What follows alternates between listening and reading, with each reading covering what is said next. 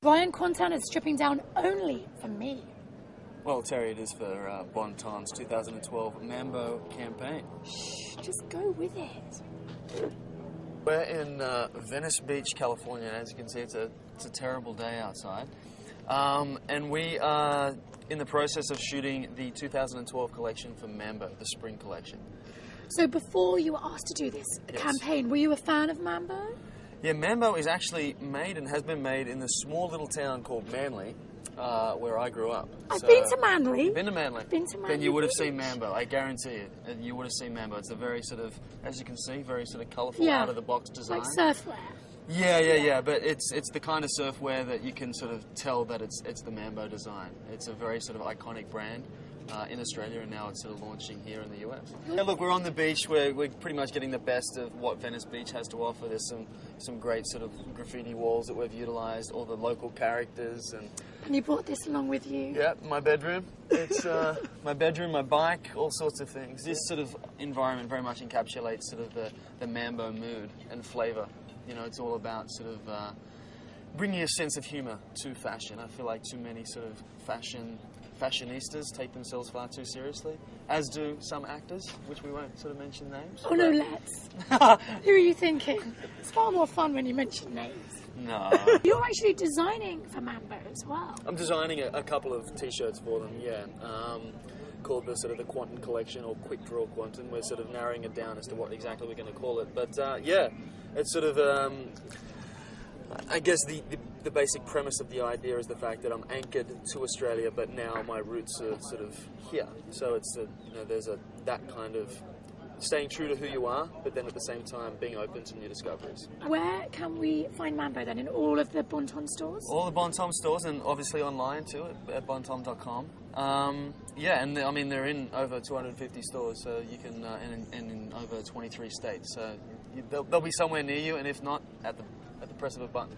If last season was the season of the witches, then there's lots of changes this season, isn't there? Yeah, this season I would say is the season of controversy. We're going to turn some heads in this season.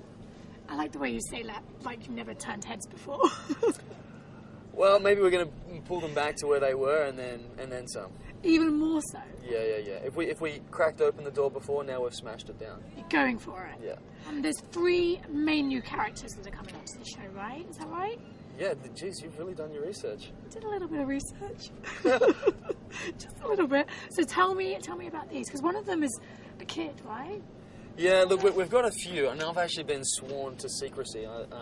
So as the seasons have progressed, and I guess the success of the show has afforded us, a nice amount of, we keep getting picked up, but at the same time, people want to know, and they're dying for any little tidbit. So I'm kind of, I have to be tight-lipped about this one, unfortunately. What does Jason get up to? Look, I think Jason started so low on the evolutionary totem pole that he can only grow. He's now, a fully fledged cop, which is kind of scary. The fact that he's wielding a gun and has any sense of authority. And he's now, finding I think he's getting some of his own ammunition. The Jessica relationship may or may not sort of flourish. So he's got a lot of things to deal with. He was lucky to survive last season. So I was going to say, well, aren't we waiting for you to turn into something? Yeah, that's the potential there too. Yeah. There's a lot of potential. You're not giving away any secrets. I sound like a politician. I know. What dangers lie ahead for him? Well, he's again caught in that sort of tumultuous kind of love affair with Suki, and you can see that it's not one-sided. That she's been very much denying it, but wanting to sort of, she treads the water very carefully there. And these new characters that are coming in, yes. What does that mean for Bill and Suki? Very good question. As the scope of the show and I guess the sheer logistics of keeping those two together take place, again, I'm sounding so political here, trying to get around the answer. There's more in store for them. They, I think they were obviously a match made in heaven, but with him being the king now and with her dealing with her new fairy status, there's all sorts of things that are keeping them apart. So I can't get you to confirm nor deny if Jason will be turning into a panther. Very good. Very good. No, you cannot get me tickets. Well, I'm obviously not that good. I'm in the middle of a one-night stand, yeah. I did half of the one-night stand last night. I'm about to go back tomorrow for the second half of it on New Girl with Zoe Deschanel.